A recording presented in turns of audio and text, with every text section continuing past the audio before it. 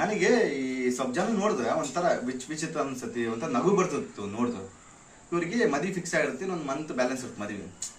ಇವ್ರು ಏನ್ ಮಾಡ್ತಾವ, ಒಂದು 30 ಫೋಟೋ ತೆಗ್ಸ್ಕೊಂಡ್ಬಿಡುತ್ತಾವ. ಲುಂಗಿ ಮೇಲೆ 1-2 ಫೋಟೋ, ಚಡ್ಡಿ ಮೇಲೆ 1-2 ಫೋಟೋ, ಹಂಗೆ ಬಿಚ್ ಹತ್ರ ಫೋಟೋ ತೆಗ್ಸ್ಕೊಂಡ್ಬಿಡುತ್ತಾವ. ಈ ಇನ್ಸ್ಟಾಗ್ರಾಮ್ ಸ್ಟೋರೇಜ್ನಾಗ, ವಾಟ್ಸಪ್ ಸ್ಟೇಟಸ್ನಾಗ ಫೋಟೋ ಹಾಕ್ತಾವ ಮಾರಾಯ. ಅದನ್ನ ಎಡಿಟ್ ಫೋಟೋ ಹಾಕ್ತಾರ, ಸಾಮಾನ್ಯ ಎಡಿಟ್ ಫೋಟೋ ಅಲ್ಲ. ಈ ಹುಡುಗಿ ಫೋಟೋ ಹಿಂಗ್ ಬರುತ್ತೆ, ಈ ಹುಡುಗನ ಫೋಟೋ ಹಿಂಗ್ ಬರುತ್ತೆ, 2 ಕ್ಲಾಶ್ ಆಗ್ತಾವ, ಕ್ಲಾಶ್ ಪಟಕ್ಕೆ ಡಮ್ ಅಂತ ಬರುತ್ತೆ.